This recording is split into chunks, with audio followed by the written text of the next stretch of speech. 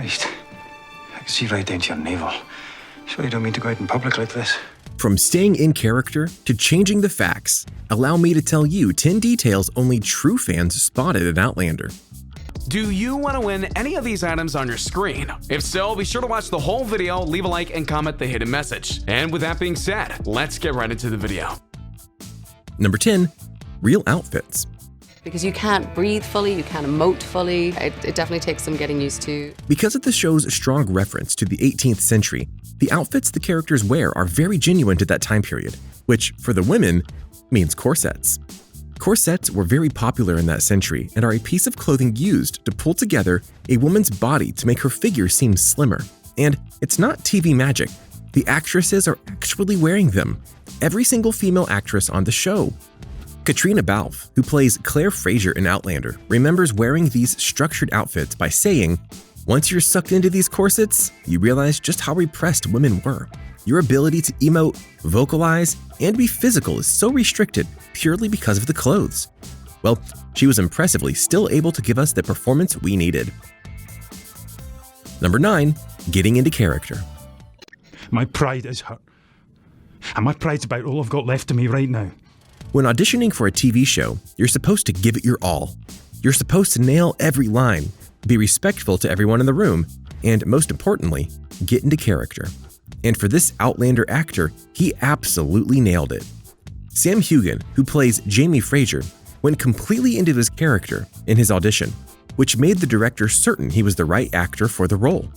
Diana Gabaldon, who wrote the original books that inspired the TV adaptation of Outlander, remarked on Sam's audition by saying 5 seconds later, Sam Heughan was gone, and it was Jamie Fraser, right there in front of me.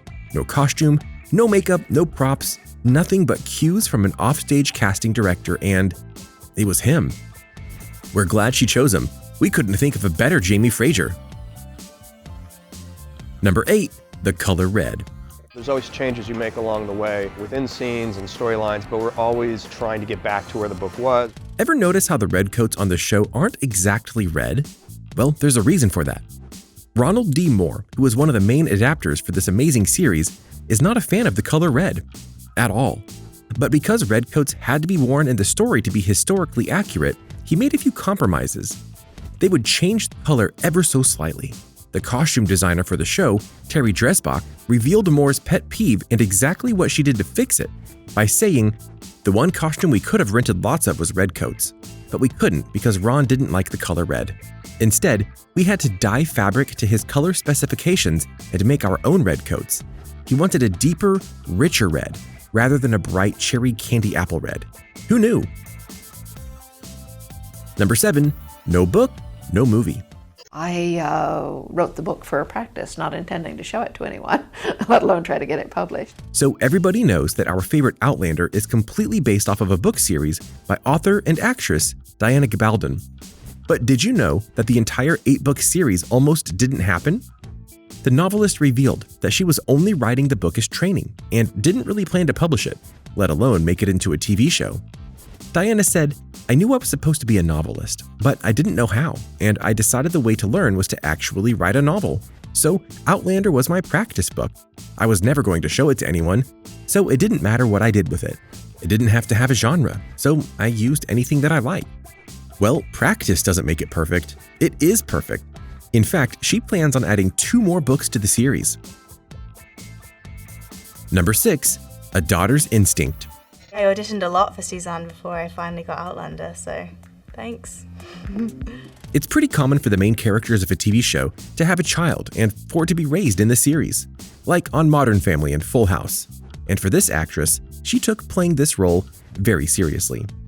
Sophie Skelton plays the fan favorite Brianna, who is the daughter of Claire and Jamie Balfe. She wanted her character to resemble her fictional parents, so she made sure to study what makes them special.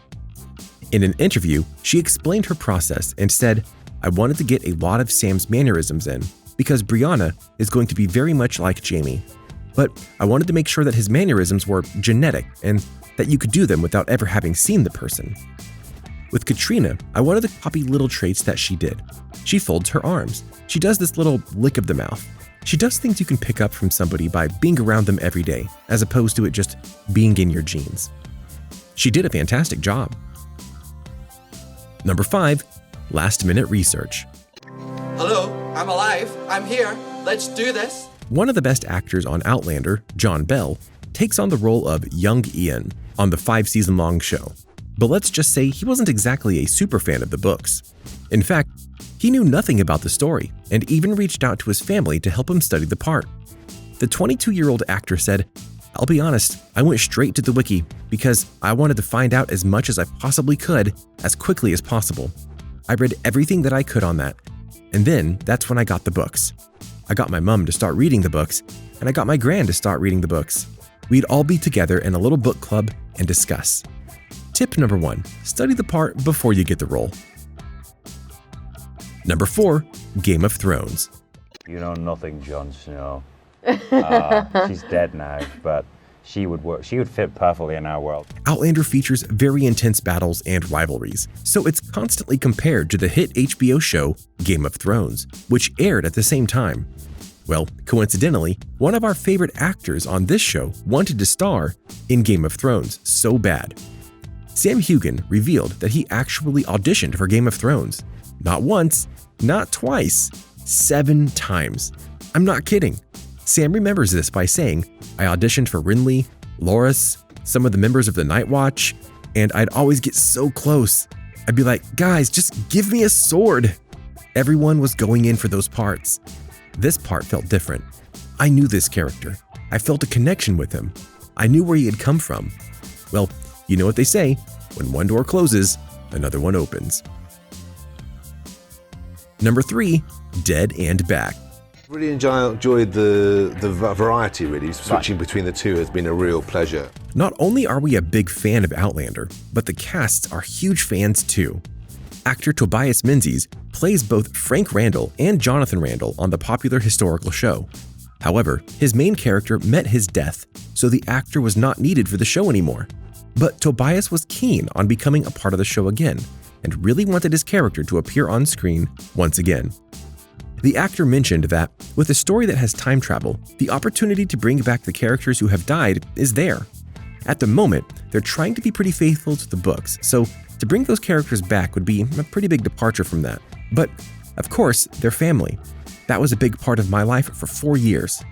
And thankfully, he returned. Thank God.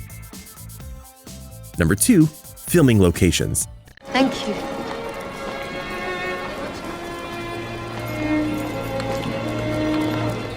TV shows today are usually set at one location, with a common building that the scenes were shot at.